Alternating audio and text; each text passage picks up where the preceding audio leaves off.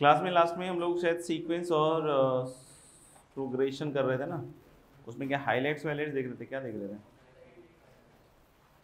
सही है। अच्छा, कभी भी कोई भी सीक्वेंस में अगर आपको इवन नंबर ऑफ टर्म्स लेने हैं तो जनरली प्रिस्क्राइब रहता है क्या कि आप 2n लें, और अगर ऑड लेना है तो या तो 2n + 1 लें या फिर 2n - 1। तो लिख लेना, in any sequence take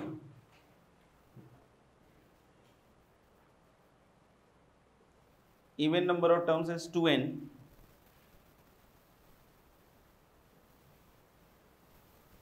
and odd number of terms as क्या 2n + 1। जैसे कोई भी अगर आप सीक्वेंस देखोगे या जो भी है, ठीक है ना, उसका अगर आप लिखना चाहते हो क्या है tn,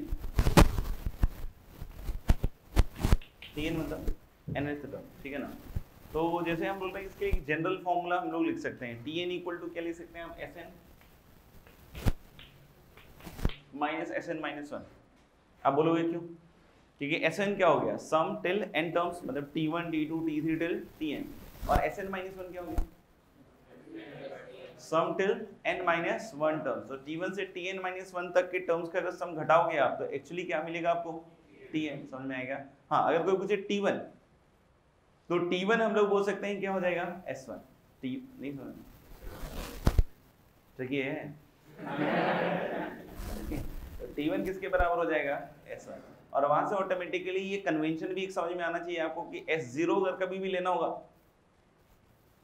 नहीं क्या लेना होगा, s0, तो उसको हम लोगों को किसके बराबर लेना चाहिए, 0। क्योंकि अगर ये वाले फॉर्मूले पे अगर अपन जाए n = 1 रखेंगे तो t1 = क्या हो जाएगा, s1। तो s0 अगर कन्वेंशनली कभी भी लेना है सो दैट कि this formula is always right, तो उसके लिए हम लोग को s0 हमेशा किसके बराबर लेना चाहिए, 0। तो equal for a general sequence tn = sn - sn - 1, ठीक है। For a general sequence tn = कितना, sn - sn - 1। सेकेंडली मतलब इसके बाद एक पॉइंट और लिख सकते हो, एपी से रिलेटेड है, कि आपने देखा होगा एपी में कि अगर हम सम निकालें of terms equidistant from beginning and and, English में हो गया क्या, if we want to, मतलब हम निकाल क्या रहे हैं कि सम ऑफ टर्म्स इक्विडिस्टेंट फ्रॉम क्या, बिगिनिंग एंड एंड, मतलब first term from the beginning, first term from the last, last term from the first. लगे बिगिनिंग से पहला टर्म और लास्ट से पहला टर्म, उनका सम 2a + n - 1d, वही तो लिखा था ना, रिवर्स करके जब ऐड किया था। सेकेंड टर्म और लास्ट सेकेंड टर्म, नहीं समझ रहे हैं, क्योंकि एक d बढ़ा है और एक d क्या हुआ है, कम हुआ है। फिर ऐसे थर्ड टर्म, उधर से तीसरा टर्म लास्ट से, समझ में आएगा, तो फिर से एक d बढ़ा है एक d कम हुआ, तो अल्टीमेटली हर एक जगह देखोगे तो सम कैसा आएगा, कांस्टेंट। और रिवर्स करके ऐड करके भी दिखाया था कि every sum was 2a + n - 1d। तो लिखना sum of terms equidistant from beginning and end, sum of terms equidistant from beginning and end, sum of terms equidistant from beginning and end is always constant in an AP। sum of terms equidistant from beginning and end is always constant in an AP।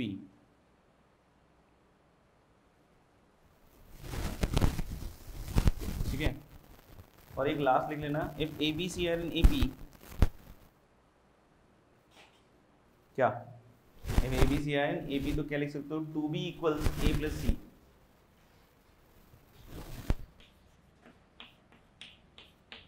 अगर ABC AP में है तो B - A common difference होगा और C - B भी क्या होगा, common difference, और कॉमन डिफरेंस सेम ही होगा, तो 2B = क्या आ जाएगा, A + C। अगर ABC AP में है तो we can write 2B = A + C। कुछ क्वेश्चंस लिखेंगे हम, if a² b² c² are in AP, if a² b² c² are in AP, then prove that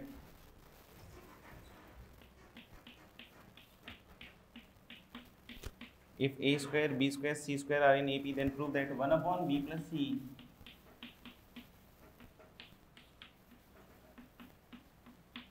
one upon c plus a and 1 upon a plus b are in AP. दूसरा है a upon b plus c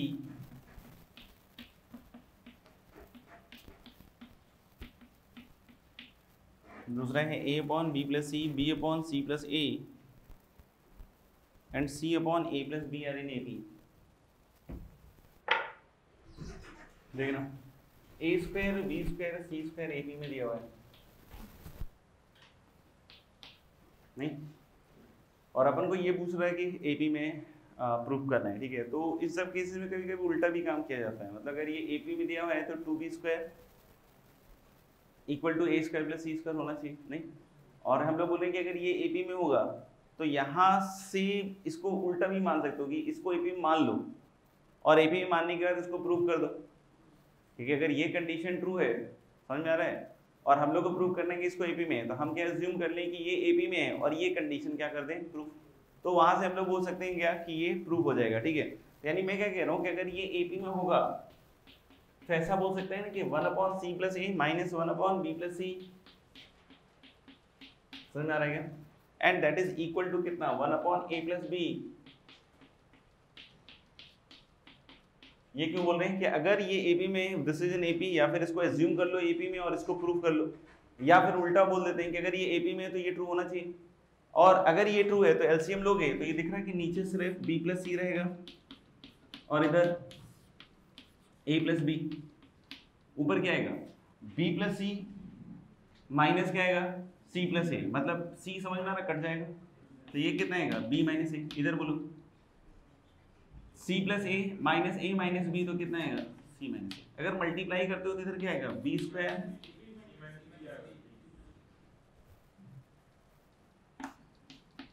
इधर कितना आएगा b square minus क्या आएगा a square और इधर क्या आएगा c square minus b square, और इससे हम लोग बोल सकते हैं क्या कि 2b स्क्वायर इक्वल टू क्या आ जाएगा a square plus c square, समझ में आ रहा है। तो अपन बोल सकते हैं क्या कि ये ट्रू हो गया, मतलब ये ऑलरेडी ये किस में होगा AP में, क्योंकि देख सकते हो ना कि अगर ऐसा है तो हम लोग यहाँ तक पहुंच गए, तो अगर ऐसा है तो ये भी ट्रू है, अगर ऐसा है तो ये भी ट्रू है, और अगर ऐसा है तो ये भी ट्रू है, मतलब ये किस में हो जाएगा, ये तीनों टर्म्स AP में। तो एक तो यही तरीका है कि हम लोग उल्टा कर लें कि हम लोग बोले जिसको प्रूव करना है उसको मान लेते हैं कि AP में है और प्रूफ क्या कर दें जो दिया हुआ है, समझ में आएगा। तो this is also one of the technique. दूसरा कि अगर हमको इस तरह के फैक्टर्स बनाने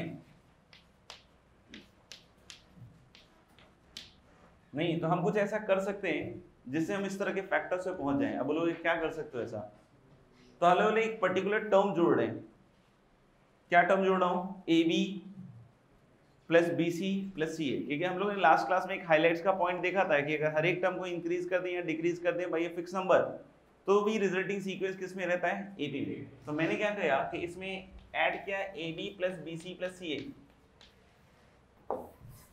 नहीं क्योंकि अगर a square b square c square AB में है तो क्या बोल सकते हैं सेफली कि a square plus AB plus BC plus CA then b square plus नहीं then b square plus AB plus BC plus CA is and c square plus AB plus CA, this must be also in AP। नहीं ये बोल सकते हैं ना कि AB plus BC plus CA अगर add करोगे तो ये भी जो बनेगा ये भी किस में आएगा AP में। किसी को हर दिक्कत है तो बताओ, ठीक है, हम लोग लास्ट क्लास में प्रूव किया था। इसके दो फैक्टर्स देख लो, इधर से एक A प्लस B आ जाएगा और फिर मेरे ख्याल से C प्लस A आ जाएगा, देख लो पहला, फिर मेरे ख्याल से फिर से एक बार A प्लस B तो दिख ही रहा है और फिर क्या दिख रहा है B प्लस C, और इधर हम लोग बोल सकते हैं क्या कि एक तो दिख रहा है अपन को B प्लस C और दूसरा क्या दिख जाएगा शायद C प्लस A, देख लो एक बार। और जो भी प्रूविंग करने के लिए दिया है उसमें A plus B, B plus C, C plus A अगर डिनोमिनेटर में है तो ऑब्वियस बात है नॉन जीरो तो होगा ही, वो खुद ही कर रहा है। तो हम अब इसको किससे डिवाइड कर दें A plus B, B plus C और C प्लस A से। तो क्योंकि मैंने बताया था कि अगर कोई सीक्वेंस AP में है तो अगर किसी फिक्स नंबर से डिवाइड भी कर दो तो भी रिजल्टिंग सीक्वेंस किस में होगा, एपी में। तो ए स्क्वायर बी स्क्वायर सी स्क्वायर एपी में था, तो ये पहला वाला भी एपी में आ गया, और ये तो सेम ही लिखा है। और डिवाइड करने के बाद a plus b b plus C plus a से ये हो जाएगा 1 upon b plus c 1 upon c plus a and 1 upon a plus b. तो मेरे ख्याल से फर्स्ट पार्ट में यही प्रूव करना था हम लोगों को, क्या कि दिस इज इन एपी, तो प्रूव कर दिया, समझ में आ गया। सेकेंड पार्ट बहुत सिंपल है। सेकेंड पार्ट में आप क्या कर लो कि फिर से मल्टीप्लाई कर दो a प्लस बी प्लस सी से। किससे मल्टीप्लाई कर दो, a प्लस बी प्लस सी से। जैसे a प्लस बी प्लस सी से मल्टीप्लाई करोगे, सेकेंड पार्ट प्रूव कर रहा हूं, फर्स्ट पार्ट हो गया यहाँ पे।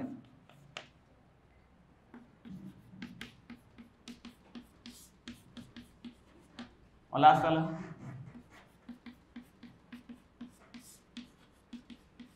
ये समझ में आ रहा है क्या? अब इसको अलग अलग कर लेना, तो a अपॉन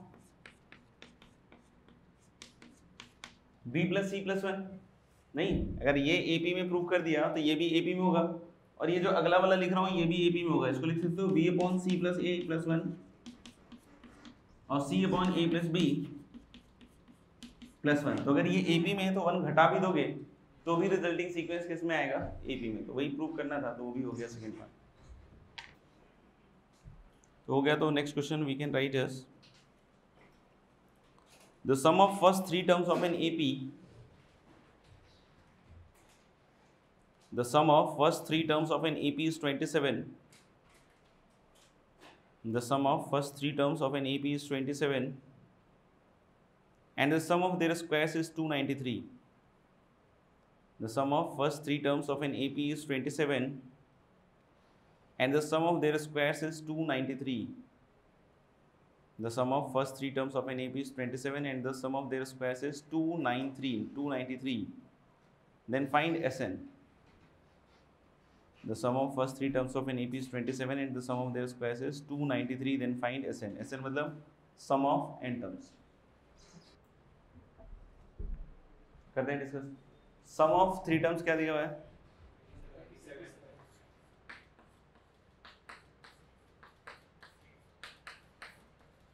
तो अगर हम लोग वो तीनों टर्म्स को मान ले रहे हैं alpha minus beta, alpha and alpha plus beta, तो दिस विल गिव यू 27। तो यहाँ से अल्फा की वैल्यू आ जाएगी कितनी, 3 या 9,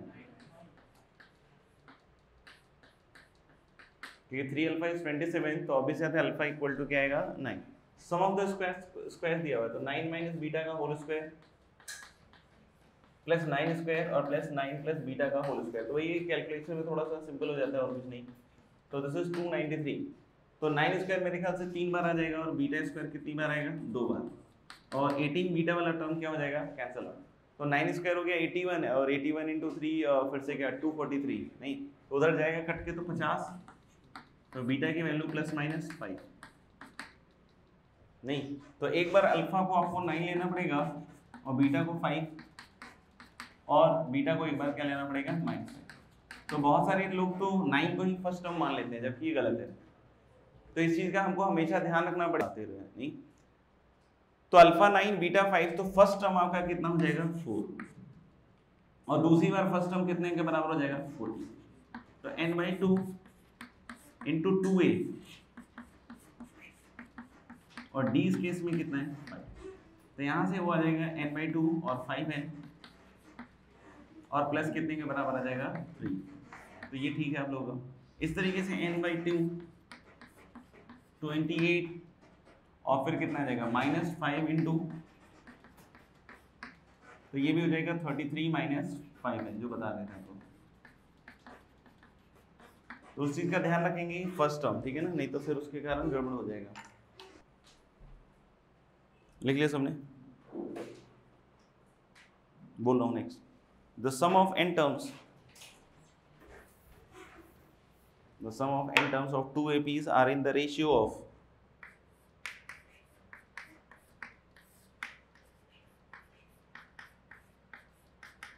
the sum of n terms of two APs are in the ratio of n plus 1 are in the ratio of 7n plus 1 upon 4n plus 27 are in the ratio of 7n plus 1 upon 4n plus 27. Then find the ratio of their 11th term. and the ratio of 7n plus 1 is to 4n plus 27. Then find the ratio of their 11th term. Find the ratio of their 11th term. तो ये सम of n terms का ratio दिया हुआ of 2 APs. तो obvious आता है कि सम of n terms है तो पहले वाले में भी n/2 आएगा और 2a1 लिख लिया.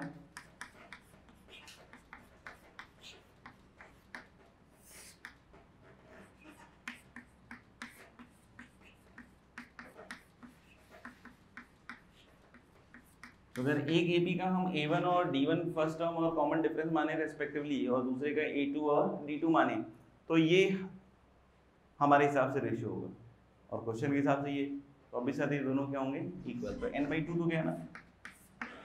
और अगर कोई बोल रहा है कि रेशियो अपन किसका निकाल रहे हैं 11th टर्म यानी कि हमको कौन सी वैल्यू निकालनी है उस पर फोकस कर लेते हैं. A1 प्लस कितना 10D1 और A2 प्लस 10D2. तो बिल्कुल सिमेट्रिकल टाइप स्ट्रक्चर है. बस हमको देखना है कि यहाँ पे 10D1 कैसे बनेगा. तो ऑब्वियस सी बात है कि इसको 20 होना पड़ेगा तभी 2 कॉमन होके A1 प्लस 10D1 बनेगा. तो ये 20 बनेगा तभी समझ में आ रहा है ना कि ये वाला रेशियो बनेगा पूरा का पूरा. ये 20 कब होगा जब n की वैल्यू कितनी होगी 21. n की वैल्यू क्या होगी 21. तो इसी रिलेशन में n को 21 रख दिया जाए तो इधर वही बनेगा 2A1 plus 20D1 that is A1 plus 10D1 और अपॉन A2 प्लस 10D2. तो वो वही आ जाएगा जो ये बता रहा था लेकिन वो भी फाइनली कैंसिल आउट होगा. क्या आया था इसका 148. ये भी तो कटेगा ना शायद. कितना 4/3.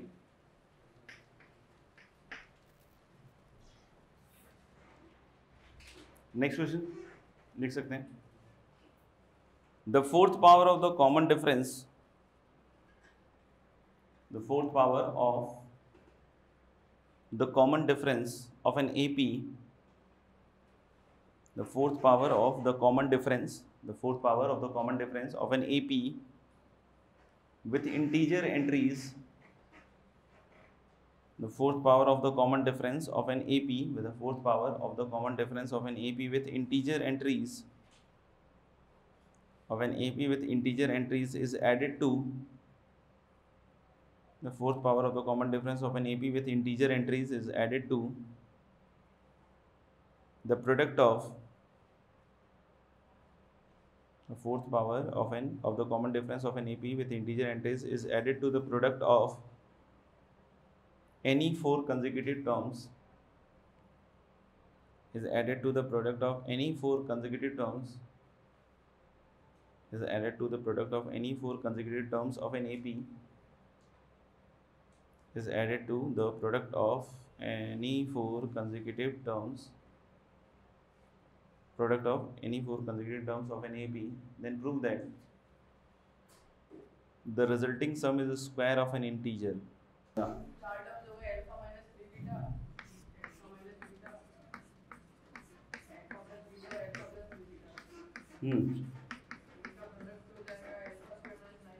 अरे रुक जाए यार इसका प्रोडक्ट लिख लूँ तो अल्फा स्क्वायर माइनस ठीक है और alpha square minus beta square.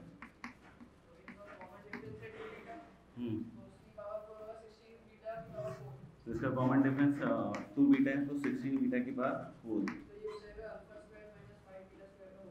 ये हो जाएगा alpha square minus 5 beta square का होल स्क्वायर. तो क्या है इंटीजर के स्क्वायर कैसे प्रूव हो गए. इंटीजर का स्क्वायर कैसे प्रूव हुआ. ये तो अभी समथिंग का स्क्वायर प्रूव हुआ. वो समथिंग अभी इंटीजर कहाँ प्रूव हुआ है. हाँ इंटीजर एंट्रीज लिखा है तो उसका यूज करके बताओ कैसे होगा. इंटीजर एंट्रीज है तो उससे क्या कंक्लूड किया. जब वेट करो किस चीज का स्क्वायर. इंटीजर ही तो प्रूव करना है. फिर तो तुमने बहुत बढ़िया प्रूव कर लिया. फिर तो अगर ये प्रूव कर दिया तब तो बहुत बढ़िया है.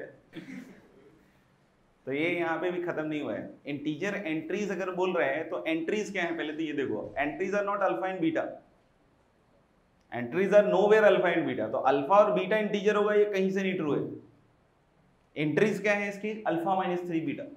एंट्रीज क्या है इसकी, अल्फा माइनस बीटा, एंट्रीज क्या है इसकी, alpha plus beta, alpha plus 3 beta. तो कोई भी एंट्रीज की अल्फा और बीटा तो नहीं आई, तो यानी कि हम लोग को जो इंटीजर दिया हुआ है वो अल्फा बीटा इंटीजर नहीं दिया हुआ है। अगर तुम ऐसा सोच रहे हो तो सोच लो उसमें क्या है, एंट्रीज क्या है, alpha minus 3 beta, alpha minus beta, alpha plus 3 beta और अल्फा प्लस बीटा। अगर कोई बोले अल्फा माइनस 5 बीटा इंटीजर होगा, यस, अल्फा प्लस, क्योंकि ये भी इसकी एंट्रीज ही होंगी। नहीं समझ में आया? तो ये एंट्रीज दिया हुआ है, समझ में आ गया? अब बोलेगा कि बीटा इंटीजर हो गया सर, ना, बीटा कहाँ इंटीजर हुआ? एंट्रीज अगर इंटीजर है तो डिफरेंस इंटीजर होगा, मतलब 2 बीटा इंटीजर होगा, beta can not be integer. नहीं, तो खेल अभी बाकी है और यहाँ बेचारा हार गया कोई नहीं बेटा, वेरी गुड। तो सब्ट्रैक्ट ऐड कर लें, तो -5 बीटा स्क्वायर -4 बीटा स्क्वायर और प्लस क्या आ जाएगा 4 बीटा स्क्वायर, 50 रुपए की चॉकलेट। तो अल्फा स्क्वायर माइनस क्या आएगा 9 beta square, so this is alpha minus 3 beta और प्लस 2 बीटा का होल स्क्वायर। तो अब ये इंटीजर हो गया क्योंकि alpha minus 3 beta is given to be integer, alpha plus 3 beta is also given to be integer और 2 बीटा जो कॉमन डिफरेंस है वो भी कैसा है इंटीजर, तो उससे भी हो जाएगा। बाकी तुम चाहो तो -5 बीटा स्क्वायर में एक माइनस बीटा स्क्वायर कर लो और -4 बीटा स्क्वायर भी कर लो, तो alpha square minus beta square यहाँ क्या हो जाएगा alpha minus beta into alpha plus beta, फिर से टर्म्स हो गए, और फिर -2 बीटा का होल स्क्वायर, वो भी क्या हो जाएगा इंटीजर। तो इस तरीके से इंटीजर प्रूव होगा ये। लिखेंगे next question, given a1 a2 a3 till an are in AP, then prove that given a1 a2 a3 till an are in AP, a1 a2 a3 till an are in AP, then prove that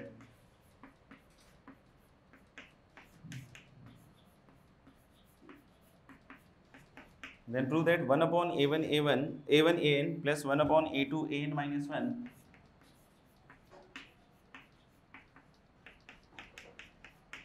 plus 1 upon a3 an minus 2 till 1 upon an a1 equals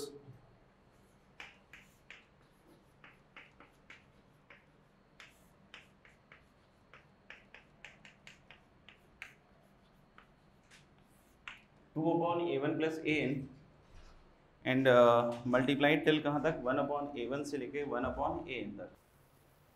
तो simple है, मेरे ख्याल से कुछ खास तो नहीं है। 2 अपॉन a1 प्लस an उधर दिख रहा है और यहाँ पे आपको बताया गया है कि हाईलाइट्स में कि अगर sum of first term last term second last third last term से थर्ड, ठीक है ना, तो उन सब का सम क्या रहेगा कांस्टेंट। तो हम लोग क्या कर रहे हैं कि a1 प्लस an से मल्टीप्लाई डिवाइड कर लेते हैं। तो अगर a1 प्लस an से मल्टीप्लाई डिवाइड करोगे तो पहले में लिख सकता हूँ a1 plus an upon a1 an, दूसरे में इच्छा तो a1 प्लस an जैसे बोलोगे लिखने की, लेकिन हम लोग बोले इच्छा तो क्या होगी कि नीचे के हिसाब से लिखें, और a1 प्लस an किसके बराबर होगा a2 प्लस an माइनस 1। ये किस लिए, क्योंकि a1 से an तक किस में है आपका AP में। ये समझ में आया ये क्यों लिखा a1 plus an S a2 plus an minus 1। ऐसे ही a3 प्लस an माइनस 2 और अपॉन, और जिस तरीके से लिख रहे हैं उस तरीके से कंटिन्यू करेंगे और लास्ट में an a1 की जगह हम क्या लिखेंगे ऊपर an प्लस a1।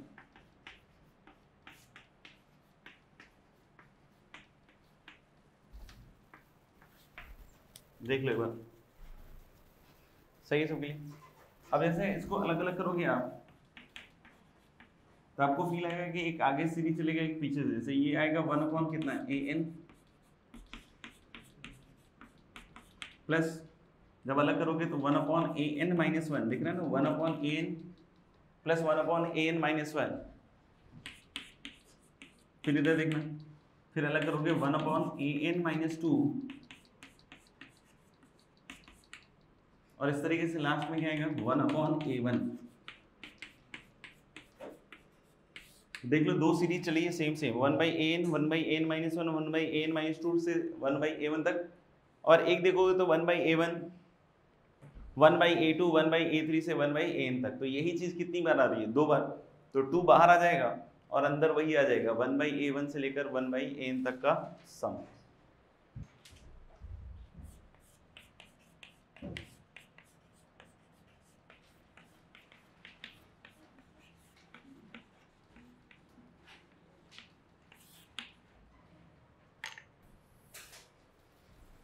लिखिए तो नेक्स्ट हेडिंग लिखेंगे आप अर्थमेटिक मीन।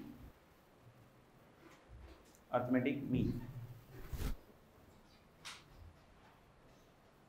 लेकिन इसमें if ABC are 3 numbers in AP, if ABC are 3 numbers in AP, then the middle term B,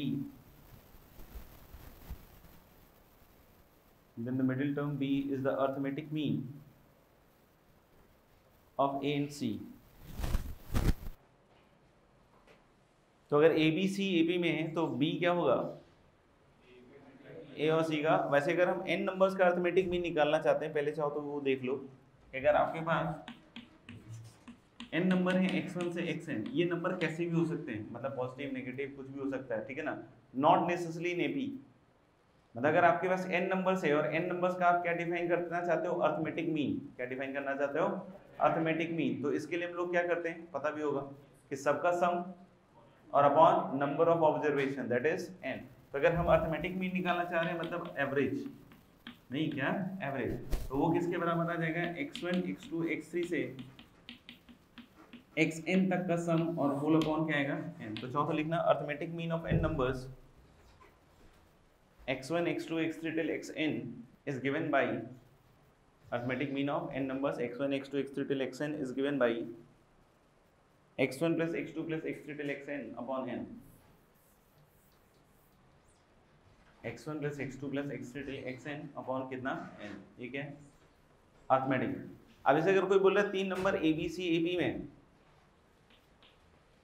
नहीं तो B किसके बराबर होगा, अपन ने भी पढ़ा 2B इक्वल टू कितना है A plus C, तो B एक्चुअली क्या होगा A plus C/2।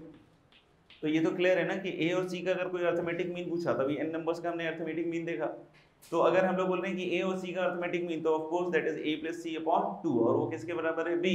तो B को हम लोग क्या बोल सकते हैं, arithmetic mean of A and C। तो यानी कि 3 नंबर HP में है तो जो मिडिल, सॉरी 3 नंबर AP में है तो जो मिडिल वाला टर्म होगा वो एक्सट्रीम्स का क्या कहलाएगा, अर्थमेटिक मीन, ठीक है ना।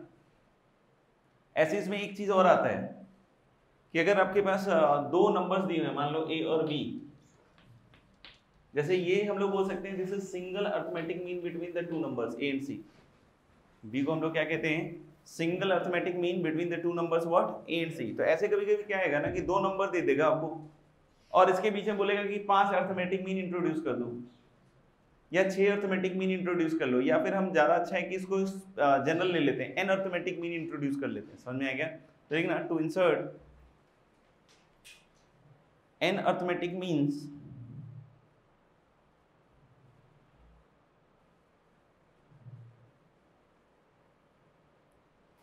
to insert an arithmetic means between two fixed numbers A and B।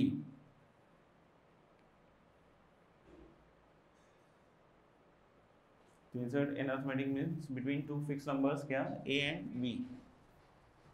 तो जैसे अगर इसमें n अर्थमेटिक मीन इंट्रोड्यूस करना है तो कॉन्सेप्ट वही रहेगा। जैसे अगर सिंगल अर्थमेटिक मीन आपने दो नंबर के बीच में इंट्रोड्यूस किया तो ये तीनों नंबर किस में आने चाहिए, AP में।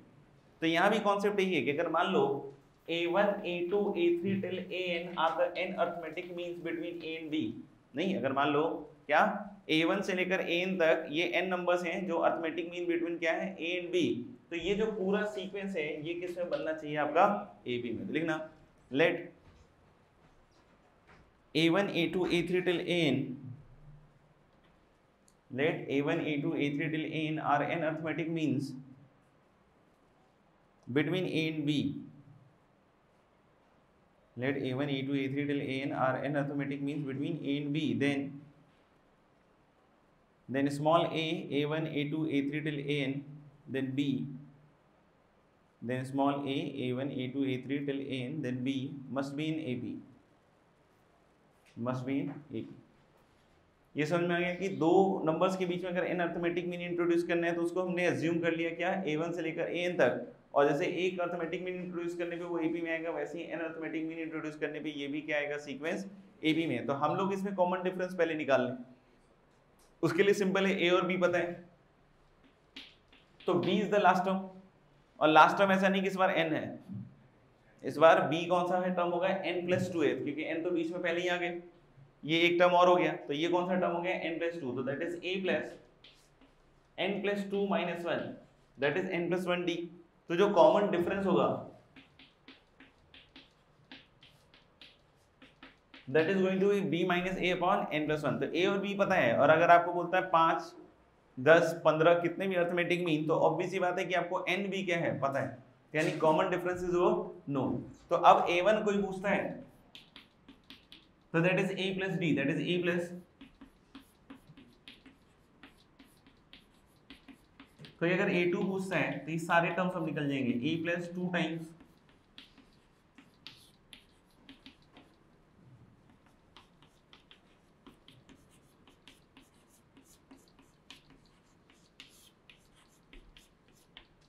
और n कोई पूछता है तो this is a plus n times b minus a into n plus 1, ठीक है।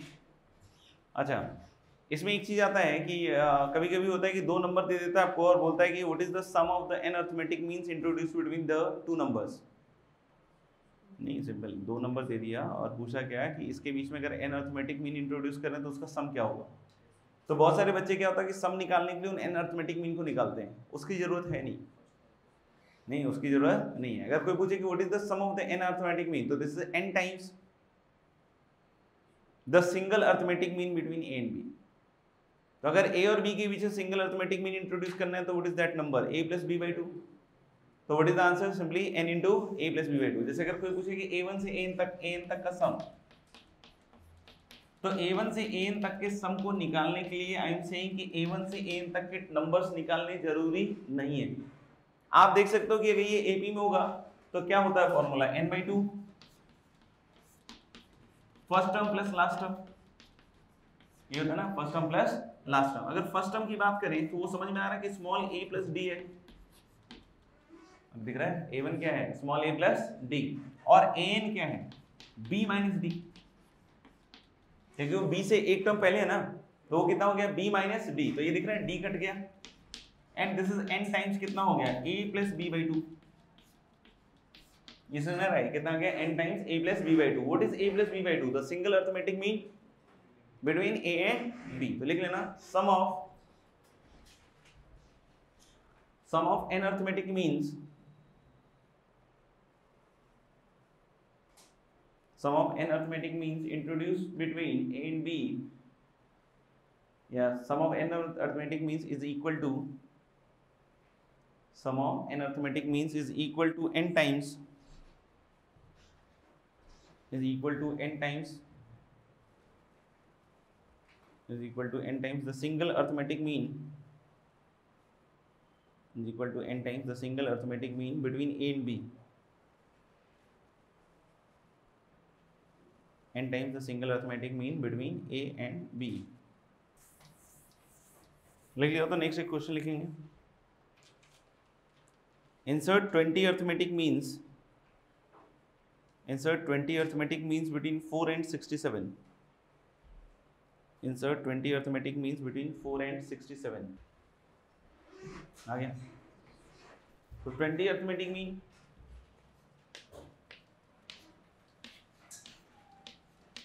फोर एंड 67, तो सबसे पहले तो कॉमन डिफरेंस निकल जाएगा b माइनस ए, 4 एंड क्या 67 है, हाँ, तो 67 माइनस 4 कितना हो गया, b माइनस ए 63, और n प्लस 1 दैट इज 21, तो मेरे ख्याल से 3 आ जाएगा। तो 4 के बाद नेक्स्ट कौन सा आएगा, 7, 7 के बाद कौन सा आएगा, 10, 13, और ऐसे करते करते 64 एंड देन, तो ये जो 7, 10, 13 टिल 64 है, यही हो जाएंगे क्या आपके 20 arithmetic means। Next is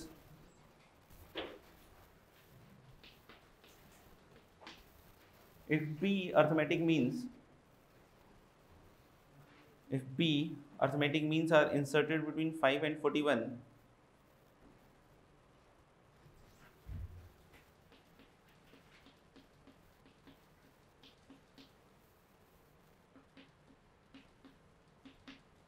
if P arithmetic means are inserted between 5 and 41 so that the ratio, if P arithmetic means are inserted between 5 and 41 so that the ratio A3 upon AP minus 1, so that the ratio A3 upon AP minus 1 equal to 2 by 5 लिखा हुआ है, A3 upon AP minus 1 is equal to कितना 2 by 5, then find the value of P, then find the value of P. तो 5 और 41 के बीच में हमने P arithmetic mean introduce किया, तो कॉमन डिफरेंस क्या हो जाएगा 36 upon n plus 1 की जगह क्या आ जाएगा P plus 1, तो A3 क्या हो जाएगा 5 नहीं 5 के बाद पहला A1 आएगा तो प्लस D ए हुआ A1, A2 plus 2D plus 3D, तो कितना हो जाएगा 3, that is 108 upon AP minus 1 निकालना है तो शुरू से मत निकाल लो, ज्यादा बेटर है लास्ट से निकाल लो, क्योंकि AP क्या होगा 41 से D कम और AP1S1 क्या होगा 2D कम, समझ में आएगा, यानी कि this is equal to 41 minus 2D मतलब 72 upon P plus 1, P plus 1 LCM के बाद कट जाएगा and this is 5P plus 113 लग रहा है नहीं, और नीचे क्या दिख रहा है 41P और प्लस 41 माइनस 72 माइनस, तो इधर हो जाएगा 25P और इधर कितना हो जाएगा 82P क्या, तो 82P माइनस 25P और इधर हो जाएगा आपके पास 565 नहीं, और फिर इधर कितना हो जाएगा आपका 62, तो करके देख लेना ये कितना आ रहा है 627 अपॉन 50, तो ये कितना आ रहा है नहीं, तो P की वैल्यू कितनी आ जाएगी आपकी अलग, ठीक है। Next question is a number sequence A1 A2 3, a number sequence A1 A2 A3 so on, a number sequence A1 A2 A3 and so on is such that a number sequence A1 A2 A3 till an is क्या लिखा हुआ है, a number sequence A1 A2 A3 so on is such that A1 is 0, modulus of A2 is modulus of A1 plus 1,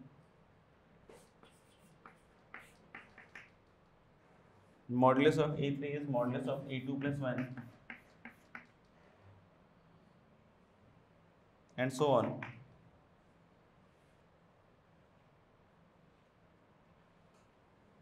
Modulus of A3 is modulus of A2 plus 1 and so on. Then prove that the arithmetic mean,